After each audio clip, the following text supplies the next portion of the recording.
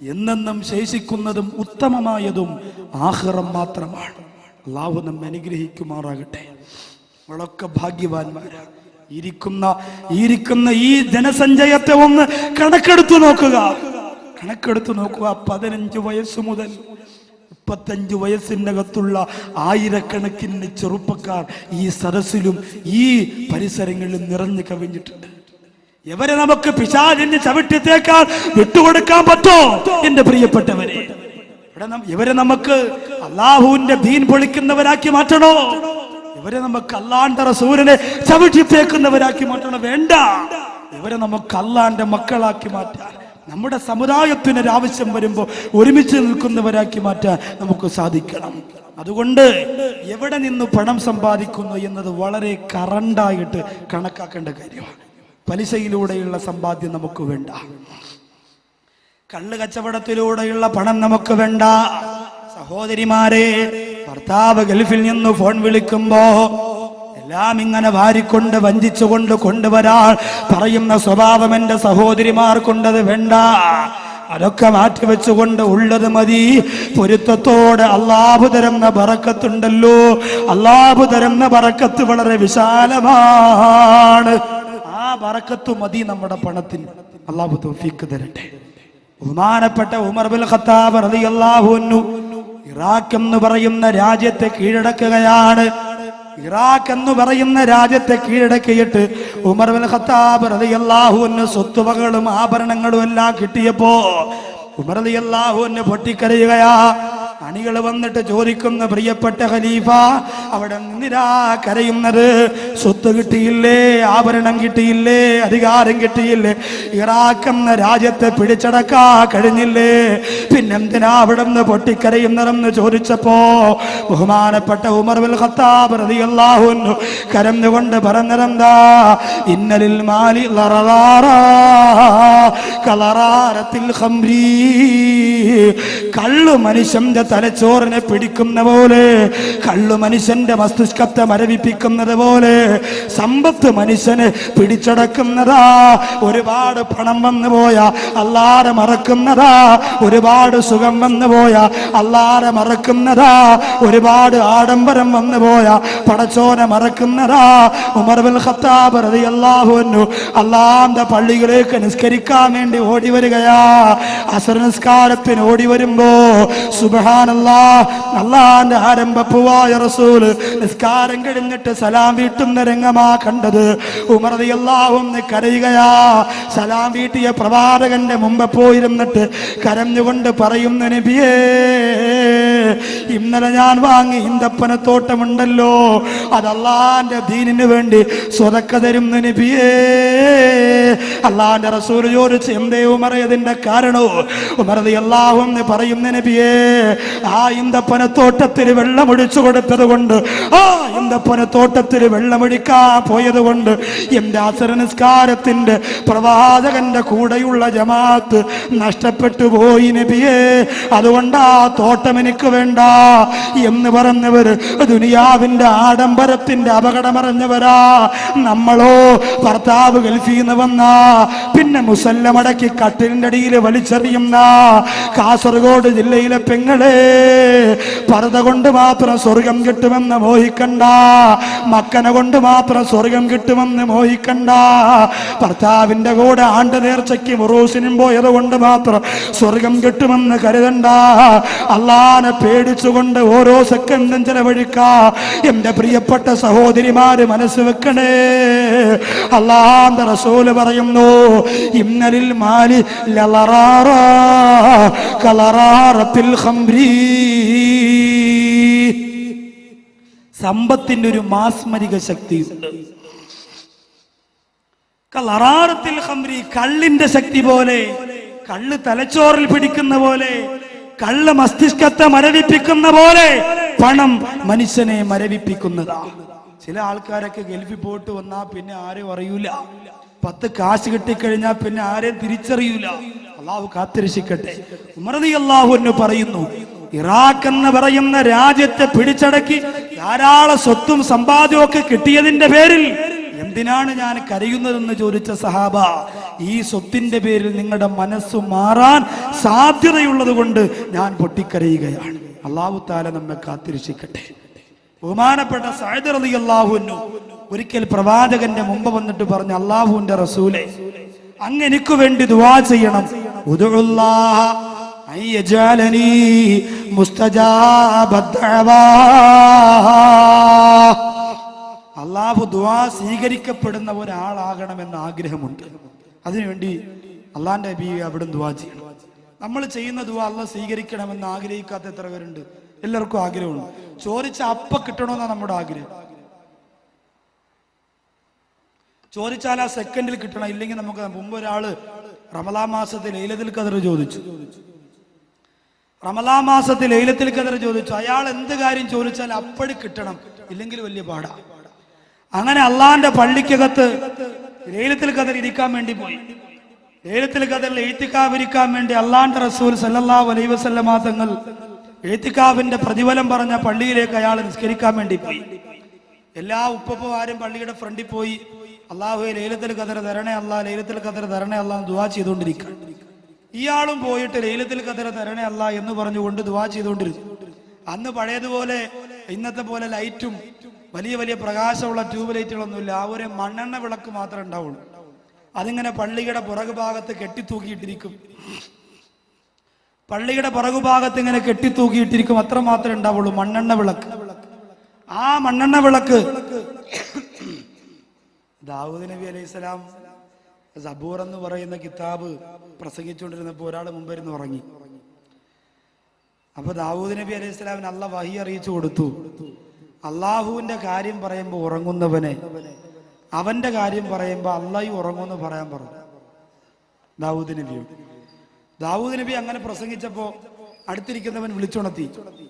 അപ്പോ അള്ളാഹു വഹി അറിയിച്ചു കൊടുത്തു ദാവൂദ് നബിക്ക്, ശ്രദ്ധിക്കാതെ മറ്റുള്ളവർ ഉറങ്ങുന്നോ ഉണ്ടെന്നോ നോക്കിക്കൊണ്ടിരിക്കുന്നവന് അള്ളാഹു ശ്രദ്ധിക്കൂല എന്ന് പറയാൻ പറഞ്ഞു.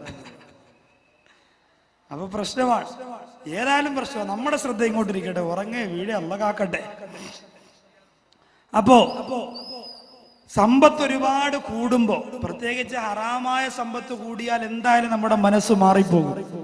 ഹലാലായ സമ്പാദ്യം നമുക്ക് അധികരിച്ചാലും മനസ്സ് മാറിപ്പോകും. അതുകൊണ്ട് ചെയ്യുന്ന ദുആ അല്ലാഹ് സ്വീകരിക്കണമെന്ന് ആഗ്രഹിക്കാത്ത ആരാവുള്ളത്? ദുആ സ്വീകരിക്കണം, നമ്മുടെ എല്ലാവരുടെയും ദുആ സ്വീകരിക്കണം. ലൈലത്തുൽ ഖദർ ചോദിക്കാൻ വേണ്ടി മണ്ണെണ്ണ വിളക്കിന്റെ നേരെ താഴെ ഒരാൾ പോയിരുന്നിട്ട് ദുആ ചെയ്യുക, അല്ലാഹു ലൈലത്തുൽ ഖദർ തരണേ അല്ലാഹ്. ചെറിയ വെളിച്ചേ ഉള്ളൂ. അപ്പൊ ഈ മണ്ണെണ്ണ വിളക്ക് പൊത്തിട്ടുണ്ടായിരുന്നു, ചെറിയ ഒരു ഹോൾ ഉണ്ടായിരുന്നു. ഇപ്പൊ ഓരോ തുള്ളി മണ്ണെണ്ണ ഇങ്ങനെ വന്ന് വീഴാണ്. ഇവൻ ഇങ്ങനെ ലൈലത്തുൽ ഖദർ താ അല്ലാഹ് എന്ന് പറയുമ്പോൾ ഒരു തുള്ളി വന്ന് തല വീഴും. ഇവൻ പറയും അൽഹംദുലില്ലാഹ്. രണ്ടാമത് വീണ്ടും തുള്ളി ഇങ്ങനെ വീഴുമ്പോ ഇവൻ പറയും ലൈലത്തുൽ ഖദർ ഇങ്ങനെ എല്ലാവർക്കും ചോദിച്ച ഉടനെ കിട്ടുന്നത് കൊണ്ടാ ഫ്രണ്ട് സഫിൽ ഇരിക്കുന്നവരൊക്കെ അനങ്ങാതെ ഇങ്ങനെ ഇരിക്കുന്നത് എന്ന് മൂപ്പര് കരുതി. അവസാനം മണ്ണെണ്ണ തീർന്ന് വിളക്കണഞ്ഞപ്പോ പുള്ളി അൽഹംദുലില്ലാഹ് എന്ന് പറഞ്ഞ് വീട്ടിൽ ചെന്നു. പെണ്ണുമുള്ള ചോദിച്ചു, ആദ്യമായി ലൈലത്തുൽ ഖദറിന് പോയ നിങ്ങളാ, എന്തേ പെട്ടെന്ന് തിരിച്ചു വന്നെന്ന് ചോദിച്ചു. ലൈലത്തുൽ ഖദർ എനിക്ക് കിട്ടി. എങ്ങനെ കിട്ടിയത്? ലൈലത്തുൽ ഖദർ കിട്ടി, പക്ഷേ ഒരു ചെറിയ മണ്ണെണ്ണയുടെ ഗ്യാസ് ഉണ്ട് എന്ന് പറഞ്ഞിട്ട് ഇങ്ങനെ തൊട്ട് മണപ്പിച്ചു കൊടുക്കാൻ. ചോദിക്കുന്നത് അപ്പോഴപ്പോഴും കിട്ടണം എന്ന് ആഗ്രഹിക്കുന്നത് ഒരു മണ്ടത്തരമാണ്. പതുക്കെ കിട്ടുള്ളൂ. പക്ഷേ സഅദ് റളിയല്ലാഹു അൻഹുവിന്റെ ആഗ്രഹം എന്താ? അല്ലാഹുവേ, ഞാൻ ദുആ ചെയ്യുമ്പോ ആ ദുആ അല്ലാഹു സ്വീകരിക്കണം നബിയേ, അതിനൊരു വഴി പറഞ്ഞു തരുമോ നബിയേ? ചെയ്യുന്ന ദുആ സ്വീകരിക്കാനുള്ള വഴി പറയാൻ പോവുകയാണ്. സഅദ് റളിയല്ലാഹു അൻഹുവിനോട് അല്ലാഹുവിന്റെ റസൂൽ പറഞ്ഞു, ഞാൻ ഈ പറഞ്ഞു തരാൻ പോകുന്ന കാര്യം നിന്റെ ജീവിതത്തിൽ നീ ശ്രദ്ധിച്ചാൽ നിന്റെ ദുആ അല്ലാഹു സ്വീകരിക്കുന്നതാ. ഞാൻ ഈ പറഞ്ഞു തരുന്ന കാര്യം നിന്റെ ജീവിതത്തിൽ നീ ശ്രദ്ധിച്ചാൽ നിന്റെ ദുആ അല്ലാഹു സ്വീകരിക്കുന്നതാണ്. കാസർഗോഡ് ജില്ലയിലെ ഹദ്ദാദ് നഗറിൽ ഒരുമിച്ച് കൂടിയ എന്റെ പ്രിയപ്പെട്ട സഹോദരങ്ങളോട് പറയുകയാ, ഈ കാര്യം ചെയ്യാ നിങ്ങൾ ഒരുക്കമാണോ? ഒരുക്കമാണോ? ഇൻഷാ അല്ലാഹ്. അങ്ങനെ ഒരുങ്ങിയാ നിങ്ങളെ ദുആ അല്ലാഹ് സ്വീകരിക്കും. എന്ത് ചെയ്താലും അല്ലാഹ് അപ്പം സ്വീകരിക്കും. നബി തങ്ങൾ സഅദ് റളിയല്ലാഹു അൻഹു പറഞ്ഞു കൊടുക്കാൻ പോകുന്ന മറുപടിയാ, ഉദുഉല്ലാഹ അയജഅലനി മുസ്തജാബ ദഅവാ.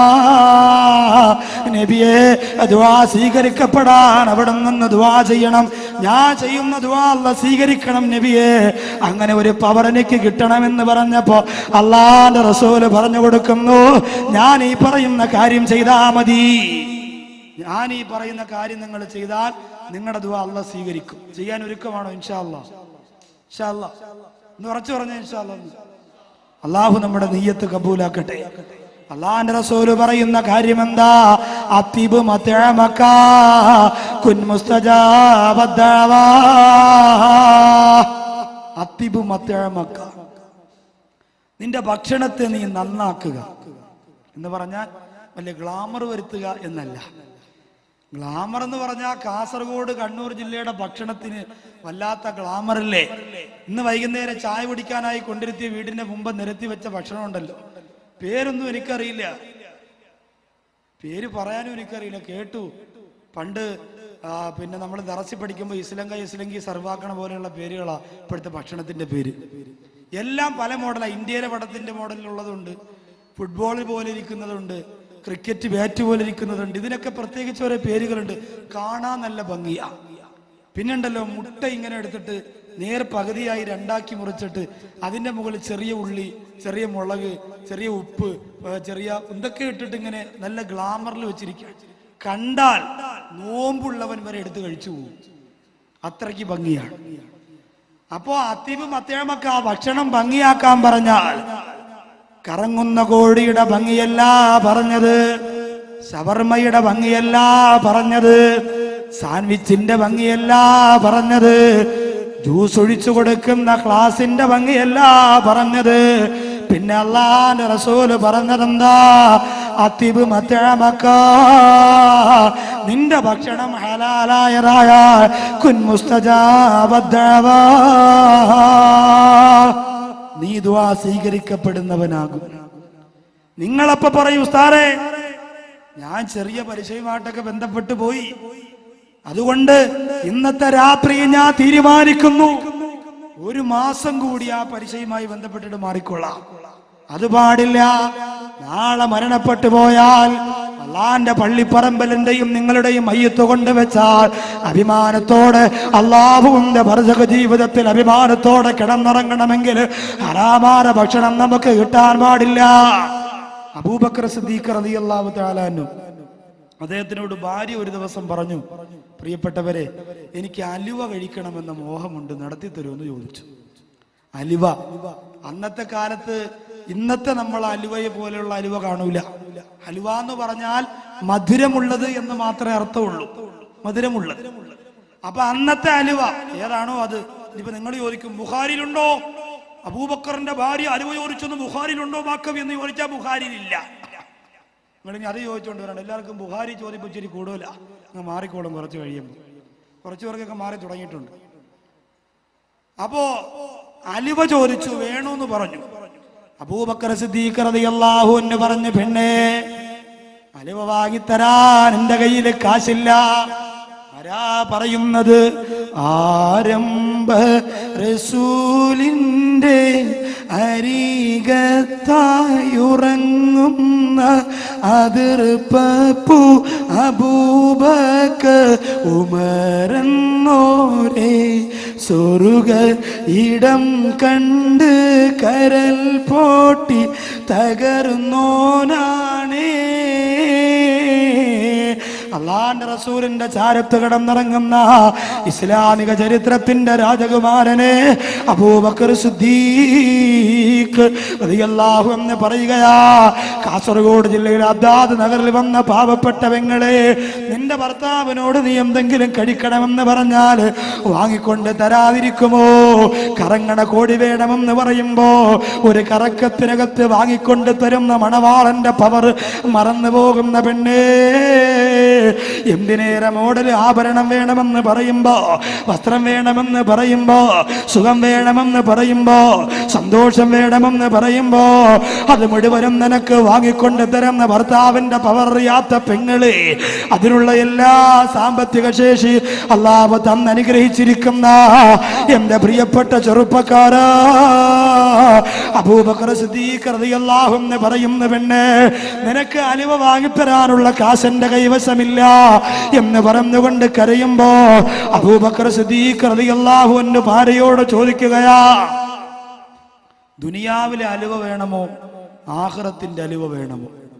അത് മൗലിയാക്കന്മാരുടെ സ്ഥിരം ചോദ്യമാണ്.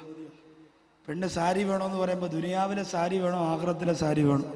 പെണ്ണ് പേടിച്ചിട്ട് ആഖിറത്തിലെ മതി എന്ന് പറയുമ്പോൾ ശരി, അപ്പൊ അസ്സലാമു അലൈക്കും, ആ കാര്യത്തിൽ നിന്ന് രക്ഷപ്പെടാലോ. നിങ്ങൾക്കും അങ്ങനെ ചോദിക്കാം, ഈമാനുള്ള പെണ്ണ് ആഖിറത്തിലെ സാരി വേണമെന്ന് പറയുള്ളൂ. പക്ഷെ അബൂബക്കർ സിദ്ദീഖ് റളിയല്ലാഹു അൻഹുവിന്റെ ഭാര്യയ്ക്ക് ഈമാനില്ല എന്ന് പറയാൻ പറ്റോ? ദുനിയാവിലെ അലുവ വേണോ ആഖിറത്തിലെ അലുവ വേണോ? അബൂബക്കർ സിദ്ദീഖ് റളിയല്ലാഹുവിന്റെ ഭാര്യയ്ക്ക് മനസ്സിലായി ഈ സംഭവം. മൂപ്പരുത്തി പറഞ്ഞു, എനിക്ക് ദുനിയാവിലെ അലുവ മതി തൽക്കാലം, ആഖിറത്തിൽ ഞാൻ പിന്നെ പടച്ചോണ്ടെന്ന് വാങ്ങിച്ചോളാം. കുടുങ്ങി. കൊടുത്തല്ലേ പറ്റൂ. കാശില്ല എന്ന് പറഞ്ഞു. കാശില്ല എന്ന് പറയുമ്പോ പെട്ടിയും പ്രമാണം എടുത്തുകൊണ്ട് ആ ഭാര്യ വീട്ടിൽ പോവില്ല. ഈമാനും തഖ്വയും തന്റെ ഉള്ള പെണ്ണ. ഇന്നത്തെ പെണ്ണുങ്ങളെ പോലെ ഭർത്താവിന്റെ കാലിൽ കുരു വരുമ്പോ വാപ്പാക്ക് സുഖമില്ല എന്ന് പറഞ്ഞ് പെട്ടി എടുത്തുകൊണ്ടങ്ങ് വീട്ടിൽ പോവും. ആ സ്വഭാവമില്ല. ഭർത്താവ് നിനക്ക് ഈ ജീവിത കാലഘട്ടത്തിൽ മുഴുവനും നിന്റെ പ്രിയപ്പെട്ടവർ ചെയ്തു തരുന്നതിന് തിരിച്ചു നീ കൊടുക്കേണ്ടത് എപ്പോഴാ തിരിച്ചു കൊടുക്കേണ്ടത്? ഇപ്പോഴല്ല, എപ്പോഴാ? ആദ്യം അസുഖം വരുന്നതും തളരുന്നതും ഭർത്താവാണ്, ഭാര്യമാരല്ല. ഭർത്താക്കന്മാരാണ്. പെട്ടെന്ന് ജോലിയൊക്കെ ചെയ്ത് അസുഖം വന്ന് തളർന്ന് കിടക്കുമ്പോ അപ്പോഴാണ് പെണ്ണെ നിന്റെ വിലയറിയുന്നത്.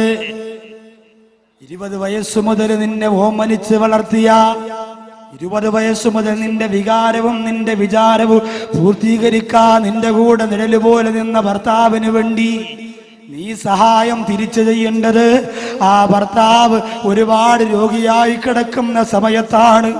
അതുകൊണ്ടാണ് അയ്യൂബ് നബി അലൈഹിസ്സലാത്തു വസ്സലാമിന് കിട്ടിയ ഭാഗ്യം കണ്ടോ? അല്ലാഹു നമ്മുടെ ഭാര്യമാരെ സ്വാലിഹത്തുകളാക്കി തരട്ടെ. സുഖത്തിന് വേണ്ടി കൊണ്ടു നടക്കാൻ വേണ്ടി എന്തിനാണ് പ്രിയപ്പെട്ടവരെ ഒരു ഭാര്യ? കൂട്ടുകാരനെ കാണിക്കാൻ വേണ്ടി എന്തിനാണ് ഒരു ഭാര്യ? ഒരിക്കലും നമ്മൾ ഭാര്യയെ മറന്നുകൊണ്ട് നമ്മൾ മറ്റൊരു ചിന്തയിലേക്ക് കടന്നു പോകരുത്. എത്രയോ പേര് അറിയപ്പെട്ട ഉസ്താദുമാരെ കുറിച്ച് പോലും അപവാദങ്ങൾ പറഞ്ഞു പരത്തുന്നുണ്ട്.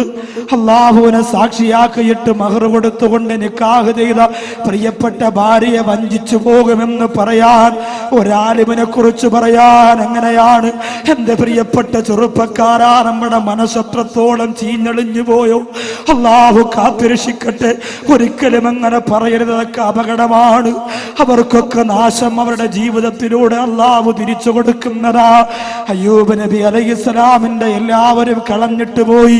ശരീരം ദുർഗന്ധം വമിക്കാൻ കഴിയാറ് പൊട്ടിനാറിയപ്പോ എല്ലാവരും കളഞ്ഞിട്ട് പോയി. സ്വത്തുക്കളൊക്കെ പോയി, കുടുംബമൊക്കെ പോയി.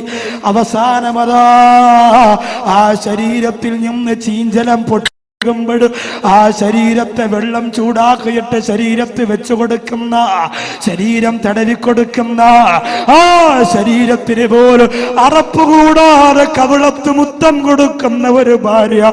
ആ ഭാര്യയായിരുന്നു അയ്യൂബ് നബി അലൈഹിസ്സലാമിന്റെ ഭാര്യ. കാസർഗോഡ് ജില്ലയിൽ വന്ന എന്റെ പ്രിയപ്പെട്ട ചെറുപ്പക്കാരന്റെ ഭാര്യമാര്, അല്ലാഹുവേ നീ എങ്ങനെയാക്കണേ തമ്പുരാനെ. അപ്പോഴാണ് ആവശ്യമുള്ളത്, ആ സമയത്താണ് ആവശ്യമുള്ളത്. അതുകൊണ്ട് പെട്ടെന്ന് തന്നെ അലിവ കൊടുക്കൂലെന്ന് പറയുമ്പോ പെട്ടിയും പ്രമാണവും എടുത്തുകൊണ്ട് ഇറങ്ങിപ്പോകുന്ന സ്വഭാവക്കാരി ആയിരുന്നില്ല അബൂബക്കർ സിദ്ദീഖ് റളിയല്ലാഹു അൻഹുവിന്റെ ഭാര്യ. ക്ഷമയോടുകൂടി കാത്തിരുന്നു. 2 മാസം കഴിഞ്ഞപ്പോ അബൂബക്കർ സിദ്ദീഖ് റളിയല്ലാഹു അൻഹു ഒരു ദിവസം വീട്ടിൽ വന്നപ്പോ മുമ്പിൽ ഒരു പാത്രത്തിൽ അലുവ കൊണ്ട് വെച്ചു കൊടുത്തു. അബൂബക്കർ സിദ്ദീഖ് റളിയല്ലാഹു അൻഹു ചോദിച്ചു, ഇത് എവിടുന്നാ? അത് ചോദിക്കണ്ടേ? എവിടെന്നാണ് ചോദിക്കണ്ടേ? ഭാര്യ തരണത് മുഴുവനും വാരി കയറ്റിയിട്ടാണ് ഹറാമൊക്കെ ചെയ്യാൻ തോന്നുന്നത്. ചോദിക്കണം എവിടുന്നാ? അപ്പുറത്തെ വീട്ടിലെ കോഴിയെ പിടിച്ച് കതവിന്റെ ഇടയിൽ വെച്ച് പൊരിച്ചിഞ്ഞ് തരും. ഭർത്താവ് പറയും, ഓ പെമ്പറന്നൂത്തി എന്ന് പറഞ്ഞ എന്തെന്ന് അറിയില്ല ഉസ്താദ്, ഇപ്പൊ സ്നേഹം കൂടി വരിക, സുബൈദയുടെ കോഴി കുറഞ്ഞു വരിക. അങ്ങനെ കൂടിയിട്ട് കാര്യമില്ല. അങ്ങനെ കൂടിയിട്ട് എന്താ? അപ്പൊ അതുകൊണ്ട് എന്റെ പ്രിയപ്പെട്ടവരോട് പറയാ, ചോദിക്കണം ഇതെവിടെ നിന്നാ. മക്കള് സ്കൂളിൽ പോയിട്ട് വന്നപ്പോ ഒരു ഐസ്ക്രീം കുടിച്ചുകൊണ്ട് വരുന്നു, മോനെ ഇത് എവിടുന്നാ? ഇന്നത്തെ ചെറുപ്പക്കാർക്ക് ഒരു സ്വഭാവമുണ്ട്, സ്കൂളിൽ പോയിട്ട് തിരിച്ചു വരാനുള്ള വണ്ടിക്കൂലി വാപ്പ കൊടുത്തേക്കും. എന്നാലും ആ വണ്ടിക്കൂലിക്ക് കാമുകിക്ക് മിസ് കോൾ അടിക്കാൻ വേണ്ടി റീചാർജ് കൂപ്പൺ വാങ്ങിച്ചു കൊടുത്തിട്ട് വഴിയിൽ നിന്നിട്ട് വണ്ടി പോണവരൊക്കെ കൈ കാണിച്ചിട്ട് ലിഫ്റ്റ് തരുമോ, ലിഫ്റ്റ് തരുമോ. ഇത് ആട്ടിയുടെ കുറവാ. ഒരു വാപ്പായും വണ്ടിക്കൂലിക്ക് കാശ് കൊടുക്കാതെ മക്കളെ പഠിക്കാൻ വിടൂല. ഇതൊക്കെ കൊണ്ടുപോയി കാമുകിയാർക്ക് ചാർജ് ചെയ്ത് കൊടുക്കും. ഇവിടെ റോട്ടിൽ ഇറങ്ങി നിന്നിട്ട് വണ്ടി പോകുമ്പോ അങ്ങനെ കാണിക്കലുണ്ട്. ലിഫ്റ്റ് ചോദിക്കണം എങ്ങനെയാന്നോ, എങ്ങനെ എനിക്കറിയില്ല, എങ്ങനെയാണെന്ന് തോന്നുന്നു എന്റെ ചോദ്യം. അപ്പോ എവിടെന്നാന്ന് ചോദിക്കണം. അബൂബക്കർ സിദ്ദീഖ് റളിയല്ലാഹു അൻഹുവിന്റെ ഭാര്യയോട് ചോദിച്ചത് എവിടെന്നാ?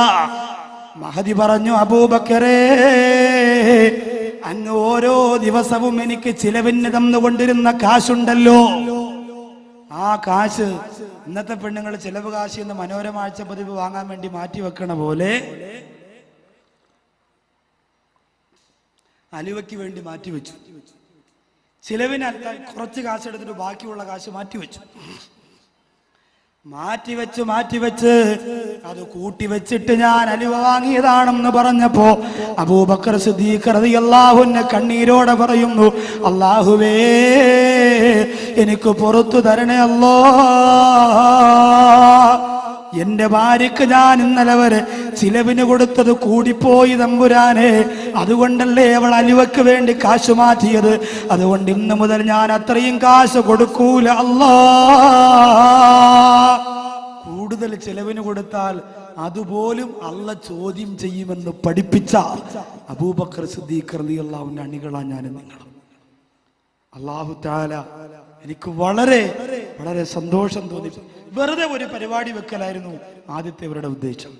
പക്ഷെ ഇപ്പോൾ ആലോചിച്ച് തീരുമാനിച്ച് 7 പെൺമക്കൾക്കൊരു സഹായം. എത്ര പറഞ്ഞാലാണ് മതി വരിക. അള്ളാഹു പടച്ചതമ്പുരാൻ മണവറയിലിട്ട് ഒരു ഭർത്താവിന്റെ കഫൻ ഞാൻ പൊതിഞ്ഞിട്ടുണ്ട്, മണവറയ്ക്കകത്തിട്ട്. കഥ നിങ്ങളോട് ഞാൻ പറയുന്നുണ്ട്. അല്ലാഹു തആല നമ്മുടെ മക്കളെ ആരുടെയും മുന്നിൽ പോയി കൈനീട്ടാതെ, മക്കൾക്ക് വേണ്ടി ആരുടെയും മുന്നിൽ പോയി കൈനീട്ടാതെ ജീവിക്കാനുള്ള സാമ്പത്തികം അല്ലാഹു നമുക്ക് തരട്ടെ. അതിനുവേണ്ടി നെയ്യത്ത് ചെയ്തുകൊണ്ട് ഇന്നത്തെ ബക്കറ്റ് കളക്ഷൻ 1-2 രൂപയൊന്നും പോരാ, കാര്യമായി തുക ഇടണം. എൻ്റെ കയ്യിലുള്ള ഒരു തുക എൻ്റെ അരുമ മക്കൾക്ക്, അവർക്ക് വേണ്ടി വേറൊരാളുടെ മുന്നേ പോയി എൻ്റെ സുഖമില്ലാതെ കിടക്കാൻ, എൻ്റെ മക്കൾ പട്ടിണിയാണ് എന്ന് പറഞ്ഞ് കൈനീട്ടുന്ന ഗതികേട് വരല്ലേ അല്ലാ എന്ന് നിയ്യത്ത് ചെയ്തുകൊണ്ട് ഞാൻ സ്വതക്ക ചെയ്യുന്ന പോലെ അവരവരുടെ മക്കൾക്ക് വേണ്ടി, കുടുംബജീവിതത്തിന്റെ ഐശ്വര്യത്തിന് വേണ്ടി, ബറക്കത്തിന് വേണ്ടി നിയ്യത്ത് ചെയ്ത് നിങ്ങളും സ്വതക്ക ചെയ്യുക. ചെറുതാവണ്ട, തീരെ ചെറുതാവണ്ട. അള്ളാഹു അല്ലേ തരുന്നത്, പണം തരുന്നത് അള്ളാഹുവാ. അള്ളാഹ് ഉദ്ദേശിക്കുമ്പോ തിരിച്ചെടുക്കും. ഒരു പൊന്നുമോനും കൊടുക്കാതിരിക്കാൻ പറ്റൂല. സല്ലല്ലാഹു അലാ മുഹമ്മദ്, സല്ലല്ലാഹു അലാ മുഹമ്മദ്.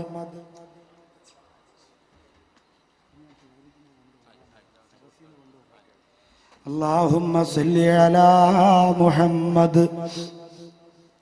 അല്ലാഹുവേ, കരുണക്കടലായ രാജസയ്യിദായ പടച്ചവനെ, 7 പാവപ്പെട്ട മക്കളുടെ കല്യാണത്തിന് വേണ്ടി ഈ ബക്കറ്റ് മുമ്പിലൂടെ കൊണ്ടുപോകുമ്പോ 100, 500, 1000 രൂപയായി മുഖം നോക്കാതെ ആരെല്ലാം സ്വതക്ക ചെയ്യുന്നുവോ അവരെ നീ അനുഗ്രഹിക്കണേ അല്ലാ, അവരെ അനുഗ്രഹിക്കണേ അല്ലാ. അവിടെ സമ്പത്ത് അധികരിപ്പിക്കണേ അല്ലാ, അവിടെ വിഷമങ്ങളെ മാറ്റിക്കൊടുക്കണേ അല്ലാ. പടച്ചവനെ, അവരുടെ മക്കൾക്ക് വേണ്ടി ഒരിക്കലും മറ്റൊരാളുടെ മുന്നിൽ പോയി കൈനീട്ടുന്ന ഒരവസ്ഥ നീ കൊടുക്കല്ല റഹ്മാനെ. എല്ലാവിധ സാമ്പത്തിക പ്രയാസത്തിൽ നിന്ന് അവരെ നീ കാത്തുരക്ഷിക്കണേ അല്ലാ. നബി മുഹമ്മദ്. അപ്പൊ അതിന് പോലും അള്ളാഹുവിന്റെ അടുത്ത് ചോദ്യമുണ്ട് എന്ന് മനസ്സിലാക്കി സാമ്പത്തിക വിഷയത്തിൽ സൂക്ഷ്മത പാലിച്ചു പോയെങ്കിൽ, ബഹുമാനമുള്ളവരെ, ഒരിക്കൽ അള്ളാന്റെ ഹബീബ് സല്ലല്ലാഹു അലൈഹി വസല്ലമ തങ്ങൾ ബഹുമാനപ്പെട്ട മിസ്അബ് ബിൻ ഉമൈർ റളിയല്ലാഹു അൻഹുവിനെ കാണുകയാണ്. അലി റളിയല്ലാഹു അൻഹു പറയുന്നു, അള്ളാന്റെ റസൂലിന്റെ അടുത്ത് ഞങ്ങൾ ഇരിക്കുമ്പോ മിസ്അബ് ബിൻ ഉമൈർ റളിയല്ലാഹു അൻഹു കടന്നു വരികയാണ്. മുസ്അബ് ഇബ്നു ഉമൈർ റളിയല്ലാഹു തആല അൻഹുവിന്റെ ശരീരം വമാ ബിഹാ അറഖുല്ലാ വലാ അഹ്സനു ലിമ്മത്തൻ മിൻകാ. ആ മുസ്അബിന്റെ ശരീരം കണ്ട് പ്രവാചകൻ പറയുകയാ, മുസ്അബ് റളിയല്ലാഹു അൻഹുവിന്റെ ശരീരത്തിൽ തുന്നിച്ചേർത്തിരിക്കപ്പെടുന്ന വസ്ത്രം കണ്ടപ്പോ, മുസ്അബ് റളിയല്ലാഹു അൻഹുവിന്റെ ശരീരത്തില് കണ്ടം വെച്ച തുണി കൊണ്ട് കോട്ട് വെച്ചിട്ടുകൊണ്ട് വരുന്നത് കണ്ടപ്പോ അല്ലാഹുവിന്റെ റസൂല് പറയുന്നു, മുസ്അബേ, നിന്നെ പോലെ വിലപിടിപ്പുള്ള വസ്ത്രം ധരിച്ചിരുന്നവര് മക്കയിൽ ഉണ്ടായിരുന്നില്ല മുസ്അബേ. നിന്നെ പോലെ വിലപിടിപ്പുള്ള ആഭരണങ്ങൾ, നിന്നെ പോലെ വിലപിടിപ്പുള്ള സുഗന്ധം പൂശിയിരുന്നവര് ഈ മക്കയിലില്ലായിരുന്നു മുസ്അബേ. എന്നിട്ട് നിനക്കിപ്പോൾ ഈ അവസ്ഥ വന്നു പോയല്ലോ എന്ന് പറഞ്ഞുകൊണ്ട് അള്ളാന്റെ ഹബീബിന്റെ കണ്ണ് നിറഞ്ഞൊഴുകി പോരെങ്കിൽ അവരൊക്കെ അള്ളാന്റെ പരലോകത്തിന് വേണ്ടി ജീവിച്ചവരാ, അവരൊക്കെ ആഖിറത്തിന് വേണ്ടി കറ്റപ്പെട്ടവരാ. എന്റെ പ്രിയപ്പെട്ട ഹദ്ദാദകൾ ഒരുമിച്ച് കൂടിയാ പ്രിയപ്പെട്ട സഹോദരങ്ങളോട് സഹോദരിമാരോട് കണ്ണുനീരോടുകൂടി ഒരു സംഭവം ഞാൻ പറയുകയാ. 7 പെൺമക്കളുടെ കല്യാണത്തിന് വേണ്ടി പണം ചെലവഴിക്കുന്ന, ചോദിക്കാതെ തന്നെ സ്വർണം കൊടുത്തേക്കുന്ന, ആവേശത്തോടെ അടുത്ത വർഷം ഒരു പെൺകുട്ടിയെ, അടുത്ത പെൺകുട്ടിയെ ഞാനതിനുള്ള സൗകര്യങ്ങൾ ചെയ്തു കൊള്ളാമെന്ന് ആവേശത്തോടെ വാക്ക് പറയുന്ന പ്രിയപ്പെട്ട മുസ്ലിമേ, എന്റെ നാടിന്റെ അടുത്ത് കിളിമാനൂർ എന്ന് പറയുന്ന ഒരു സ്ഥലമുണ്ട്. ആ സ്ഥലത്തൊരു വിവാഹം കഴിഞ്ഞ മണവറ. ആ മണിയറയുടെ കളർ കടലാസുകൾ മാറ്റിയിട്ടില്ല, പൂക്കൾ മാറ്റിയിട്ടില്ല, മണിയറയുടെ മനോഹാരിത നഷ്ടം വന്നിട്ടില്ല. അവിടെയാണ് ഒരു മരണം നടന്നത്. ഈ വിനീതനാണ് പൊതിയാൻ വേണ്ടി പോയത്. ആ മയ്യത്ത് പൊതിയാൻ ആ വീട്ടിന്റെ അകത്തേക്ക് കടന്നു ചെന്നപ്പോ മണവറയുടെ കട്ടിലാണ് പ്രിയപ്പെട്ടവരെ പൊതിയാൻ വേണ്ടി മയ്യത്തിനെ കിടത്തിയിരുന്നത്. അത്ഭുതം തോന്നിപ്പോ എനിക്ക്. കല്യാണം കഴിഞ്ഞിട്ട് 3 മാസം മാത്രമാണ് ഭർത്താവിന്റെ ശരീരം പൊരിഞ്ഞെടുത്തു കൊണ്ടുവരുമ്പോ പ്രിയപ്പെട്ട ഭാര്യ അവസാനമായൊരു നോക്കുന്ന കാണണമെന്ന് പറഞ്ഞ് മുടിയെല്ലാം വാരിപ്പിരുന്ന് കിടക്കുകയാണ്. ആർക്കും ഒന്നും പറയാൻ കഴിയുന്നില്ല. പാവപ്പെട്ട പൊന്നുമോള് എന്റെ പ്രിയപ്പെട്ട ഇക്ക എന്ന് വിളിച്ചുകൊണ്ട് മയ്യത്തിന്റെ അടുത്തേക്ക് വന്ന് തല ചുവലിടിച്ചുകൊണ്ട് പൊട്ടിക്കരഞ്ഞ് പിടിച്ചുകൊണ്ട് അകത്തേക്ക് പോവുകയാണ്. മയ്യത്ത് കൊണ്ടുവരുമ്പോ 2-3 ഉപ്പമാരെന്നോട് പറഞ്ഞതാ, ശ്രദ്ധയോടെ കേൾക്കണേ, വളർന്നു വരുന്ന ചെറുപ്പക്കാരാ, അല്ലാഹു തരുന്ന പണത്തിന്റെ പവർ കൊണ്ട് എല്ലാം മറന്നുകൊണ്ട് ആനന്ദിക്കുന്ന, ആഹ്ലാദിക്കുന്ന, സുഖിക്കുന്ന, രസിക്കുന്ന യുവത്വമേ, ശ്രദ്ധയോടുകൂടി കേട്ടോ. 2-3 ഉപ്പമാര് പറയുകയാണ്, ഉസ്താദേ, യവനതിന്റെ ആവശ്യമുണ്ടായിരുന്നോ? ഞാൻ ചോദിച്ചു, മരണമല്ലേ, അതല്ല കൊടുക്കുന്നതല്ലേ, അവൻ മനഃപൂർവ്വം ചെയ്തതല്ലല്ലോ. അപ്പോഴാണ് ഒരാൾ പറഞ്ഞത്, ഉസ്താദേ, 3 വർഷത്തിൽ കൂടുതൽ യവൻ ജീവിച്ചിരിക്കൂല എന്ന് തിരുവനന്തപുരം RCCയിലെ ഡോക്ടർ സർട്ടിഫിക്കറ്റ് കൊടുത്തതാ. പിന്നെ എന്തിനാണ് അവൻ കല്യാണം കഴിക്കാൻ പോയത് ഉസ്താദേ? പിന്നെ എന്തിനാണ് നിക്കാഹിന് വേണ്ടി ഒരുങ്ങിയത്? കാര്യം അന്വേഷിച്ചപ്പോൾ ആ യുവാവിന്റെ പിതാവ് പറഞ്ഞത്, ഉസ്താദേ, എന്റെ പൊന്നുമോനോട് നമ്മളൊക്കെ പറഞ്ഞതാ, വേണ്ട, കല്യാണം കഴിക്കണ്ടടാന്ന് പറഞ്ഞപ്പോ അവൻ പറഞ്ഞുപ്പാ, ഏതെങ്കിലും ഒരു പാവപ്പെട്ട യതീം കുട്ടിയെ കല്യാണം കഴിക്കാ. ആ പെൺകുട്ടിയുടെ കണ്ണീരുള്ള പ്രാർത്ഥന കേട്ടുകൊണ്ട് അള്ളാഹു എനിക്ക് ആഫിയത്ത് തന്നാൽ, അള്ളാഹു എന്റെ രോഗം മാറ്റി തന്നാൽ ഞാൻ രക്ഷപ്പെടുമല്ലോ. അതിനു വേണ്ടിയിട്ടാണ് ഇറങ്ങിത്തിരിച്ചത്. ഞാൻ ആ പ്രിയപ്പെട്ട ഭർത്താവ് മരിച്ചുപോയ ഭർത്താവിന്റെ വീട്ടിലേക്ക് ചെന്നു. ഭാര്യയെ ഇറങ്ങി വന്ന് വെളിയിലേക്ക് ആ പെണ്ണിനോട് ചോദിച്ചു, സുന്ദരിയായ പെൺകുട്ടിയാണ്, പാവപ്പെട്ട 16-17 വയസ്സിനകത്ത് പ്രായമുള്ള പെണ്ണാണ്. ആ പെണ്ണിനോട് ഞാൻ ചോദിച്ചു, മരിക്കുമെന്ന് ഉറപ്പുള്ള ഭർത്താവിന് വേണ്ടി എന്തിനാണ് നിക്കാഹിന് സമ്മതിച്ചതെന്ന് ചോദിച്ചപ്പോ ആ പെണ്ണ് പറഞ്ഞ കണ്ണീരിന്റെ കരയുണ്ടല്ലോ.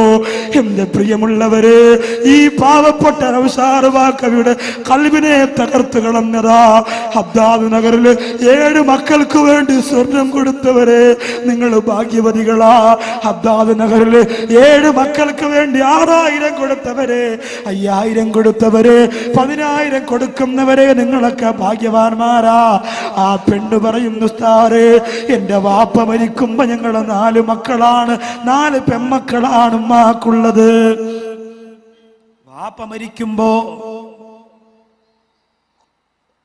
ഞങ്ങള് 4 പെൺമക്കൾ യതീമീങ്ങളായ വാപ്പയില്ലാത്ത 4 മക്കളാണ് ഉമ്മാരെ മടിത്തട്ടിലുള്ളത്.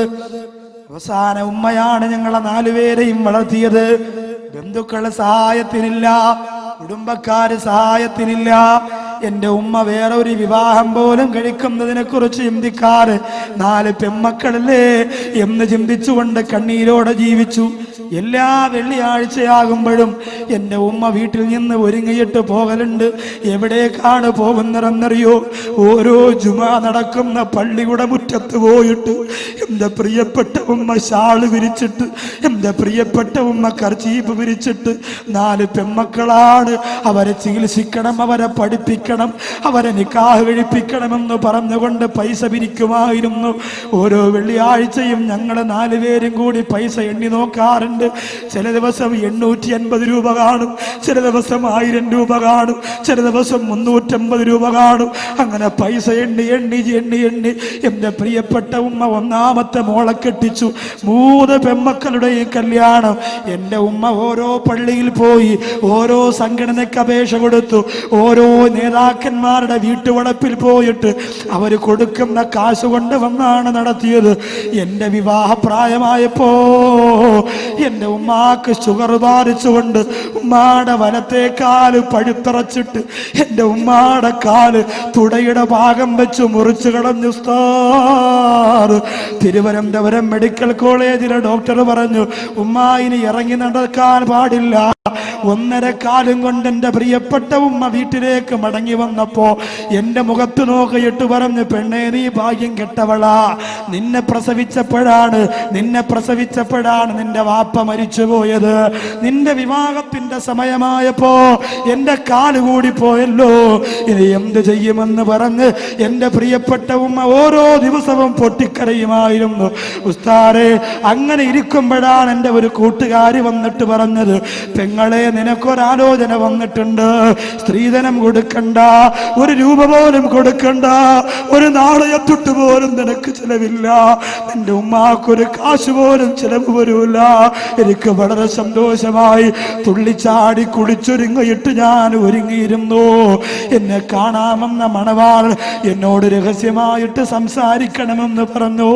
എന്നിട്ട് അയാൾ എന്നെ മാറ്റി വിളിച്ചുകൊണ്ട് പറഞ്ഞു, പെണ്ണേ 3 വർഷത്തിൽ കൂടുതൽ ഞാൻ ജീവിച്ചിരിക്കൂല എന്ന് തിരുവനന്തപുരം RCCയിലെ ഡോക്ടർ പറഞ്ഞിട്ടുണ്ട്.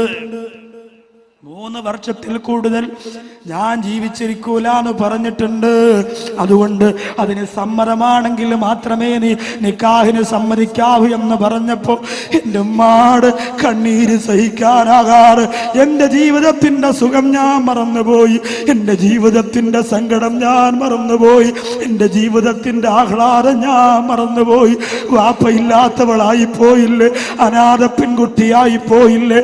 അതുകൊണ്ട് ഞാനിനി എൻ്റെ വിധിയാണെന്ന് പറഞ്ഞ് സമാധാനിച്ചിട്ട് ഞാൻ എൻ്റെ പ്രിയപ്പെട്ടവനോട് പറഞ്ഞത്, ആരോടും പറയല്ല, എൻ്റെ ഉമ്മയോടും എൻ്റെ ബന്ധുക്കളോടും ആരോടും പറയരുത്, എൻ്റെ ഉമ്മ അറിഞ്ഞാൽ വിവാഹത്തിന് സമ്മതിക്കൂല എന്ന് പറഞ്ഞുകൊണ്ടാണ് നിക്കാഹിന് ഞാൻ സമ്മതിച്ചത്. എന്നിട്ട് ഞാനെന്നും ദുആ ചെയ്യുമായിരുന്നു, റബ്ബേ 3 വർഷം പോയിട്ട് 3 മാസം പോലും എനിക്ക് എൻ്റെ ഭർത്താവിൻ്റെ കൂടെ മണിയറ പങ്കിടാനുള്ള ഭാഗ്യം അല്ലാഹു തന്നില്ലല്ലോ എന്ന് പറഞ്ഞുകൊണ്ട് പൊട്ടിക്കരഞ്ഞു പോയ തിരുവനന്തപുരം ജില്ലയുടെ അനാഥ പെൺകുട്ടിയെ പോലെ ഒരു പെൺകുട്ടി പോലെ കാസർഗോഡ് ജില്ലയിൽ ഉണ്ടാവാൻ പാടില്ല. എത്ര പാവപ്പെട്ടവർ കരഞ്ഞോ, ആ കണ്ണീരൊപ്പാ ഞങ്ങളുണ്ടെന്ന് പറയാ. പണമില്ലാതെ മരിക്കുന്നെങ്കിൽ അങ്ങ് പോട്ടടോ, പവറില്ലാതെ മരിക്കുന്നെങ്കിൽ അങ്ങ് പോട്ടടാ. ഒരു പാവപ്പെട്ട പെൺകുട്ടിയുടെ വിവാഹത്തിന് വേണ്ടി പണം മാറ്റി വെച്ചതിന്റെ പേരിൽ അല്ലാഹു കട്ടപ്പാട് തരുന്നെങ്കിൽ 2 കൈയും നീട്ടി സ്വീകരിച്ചോ. ആ കട്ടപ്പാട് നമുക്ക് വേണമെടാ. അഭിമാനത്തോടെ പറഞ്ഞു.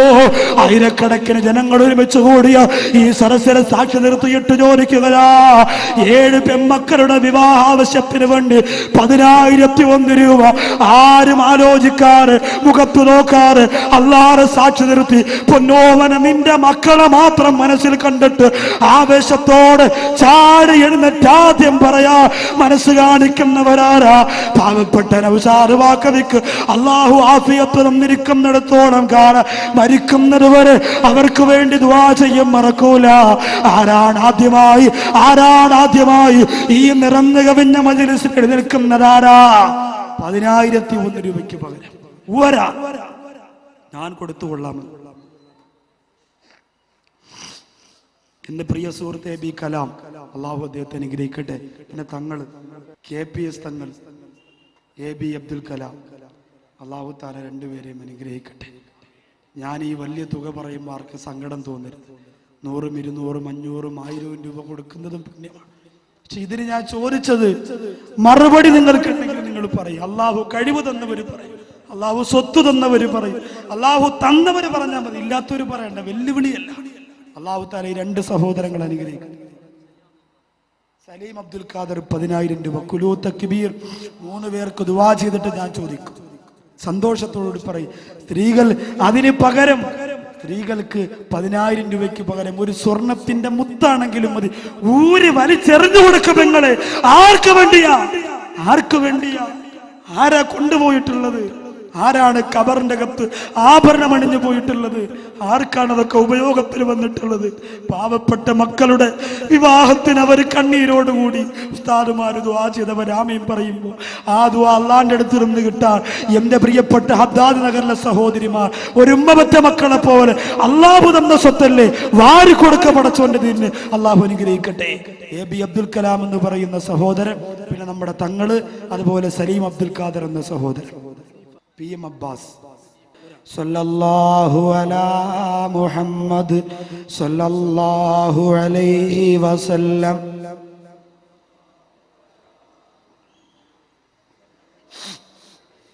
അല്ലാഹുവേ, കരുണക്കടലായ രാജസയ്യിദായ പടച്ചവനെ, ഇത്രയും ജനങ്ങളിൽ എല്ലാവരെയും നീ മോശക്കാരാക്കൂലെന്ന് ഞങ്ങൾക്കറിയാം.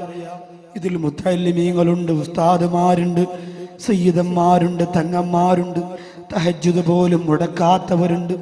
റബ്ബേ, അതുകൊണ്ട് അവരിൽ ഒരാളുടെ ആമീനെ പരിഗണിച്ചുകൊണ്ട് കലാമെന്ന് പറയുന്ന എൻ്റെ പ്രിയപ്പെട്ട സഹോദരൻ, അതുപോലെ പ്രിയപ്പെട്ട സുഹൃത്തായ തങ്ങള്, അതുപോലെ സലീം അബ്ദുൽ ഖാദർ എന്ന സഹോദരൻ, അള്ളാഹുവേ അബ്ബാസ് എന്ന മറ്റൊരു സഹോദരൻ, ഇവർ 5 പേരെയും നീ അനുഗ്രഹിക്കണേ റഹ്മാന്. അവിടെ ജീവിതം നീ രക്ഷപ്പെടുത്തി കൊടുക്കണേ അല്ലാ. പാവപ്പെട്ട അനാഥ മക്കൾക്ക് വേണ്ടിയിട്ട് പറഞ്ഞ, പാവപ്പെട്ട പെൺകുട്ടികൾക്ക് വേണ്ടി പറഞ്ഞ ഈ സ്വതക്ക നീ സ്വീകരിക്കണേ അല്ലാ. അർഹമായ പ്രതിഫലം കൊടുക്കണേ അല്ലാ.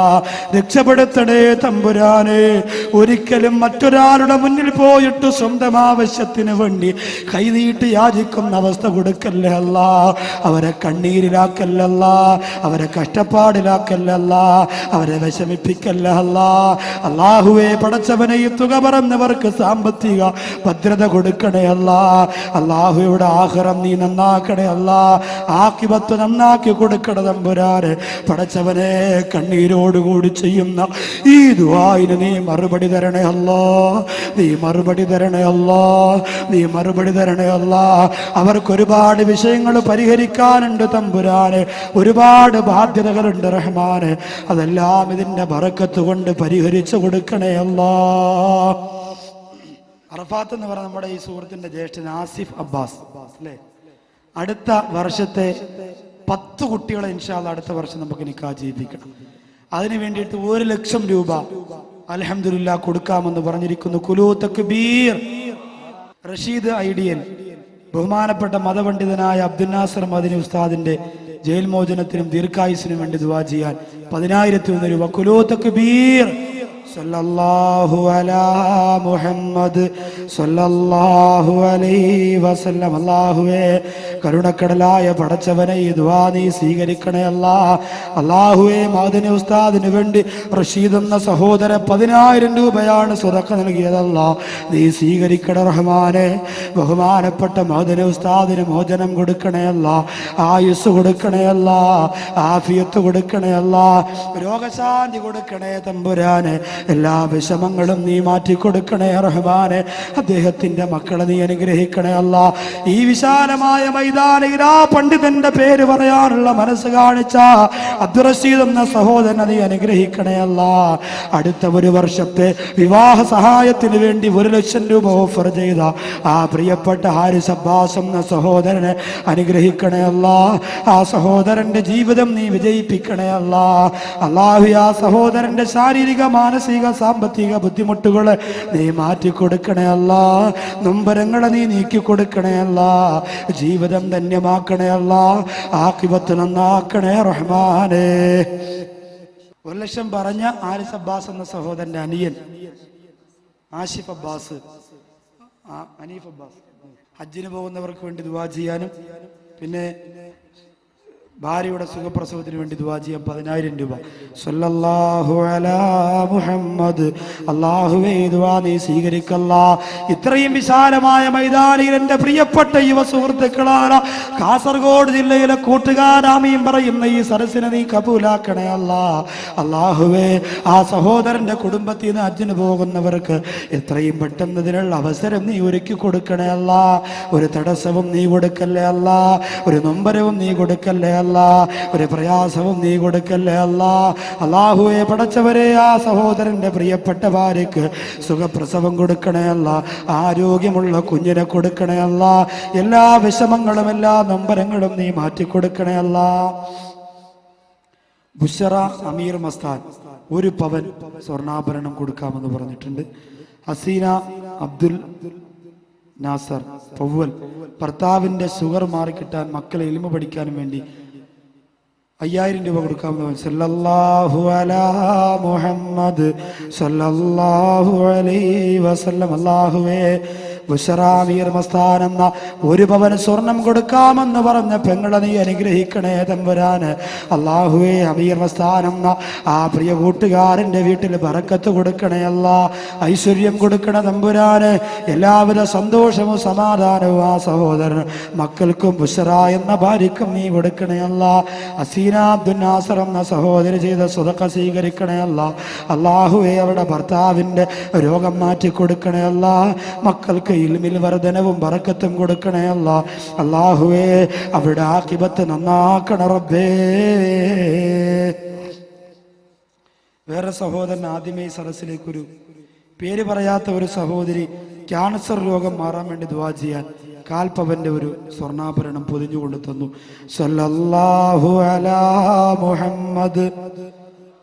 സ്വർണം ആഗ്രഹമുള്ളവർ, ആരെയും നിർബന്ധിക്കുന്നില്ല, ആഗ്രഹമുള്ളവർ സംഘാടകരുടെ കയ്യിൽ കൊടുത്തേക്കുക. സംഘാടകർ വേഗം ആ ലിസ്റ്റ് കൊണ്ടുവരിക. സല്ലല്ലാഹു അലാ മുഹമ്മദ്. ക്യാൻസർ രോഗം മാറുന്നതിന് മറ്റൊരു സ്വർണ്ണാഭരണം. അല്ലാഹുവേ ഈ 2 സ്വർണ്ണാഭരണവും നീ സ്വീകരിക്കണേ പടച്ചവനെ. അർഹമായ പ്രതിഫലം നീ കൊടുക്കണേ റഹ്മാനെ.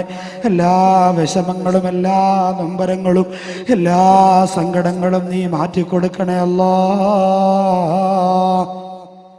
ഇൻഷാ അല്ലാഹ് എല്ലാവർക്കും വേണ്ടി ദുആ ചെയ്യും. സ്വർണത്തിന്റെ ലിസ്റ്റ് സംഘാടകർ ആരെങ്കിലും സ്ത്രീകളുടെ ഭാഗത്ത് പോയി ഇനി ആരെങ്കിലും തരാനുണ്ടെങ്കിൽ അത് വാങ്ങിക്കൊണ്ട് വരിക. അൽഹംദുലില്ലാഹ്. അല്ലാഹു എൻ്റെ അഭിപ്രായത്തിൽ ഏറ്റവും അധികം കാസർഗോഡ് ജില്ലയിലെ ഏറ്റവും അധികം മാനുഷിക മൂല്യങ്ങളെ മുഴുവനും കോർത്തിണക്കിയ ഒരു പരിപാടിയായി ഇത് മാറുകയാണ്. കാരണം വേറൊന്നും കൊണ്ടല്ല, ഇല്ലാത്തവൻ വരെ അറിയാതെ സ്വതക്ക പറഞ്ഞു പോകുന്ന ഒരു സദസ്സായി. എന്തൊരു അത്ഭുതമായ ഒരു സദസ്സാണിത്. അൽഹംദുലില്ലാഹ്.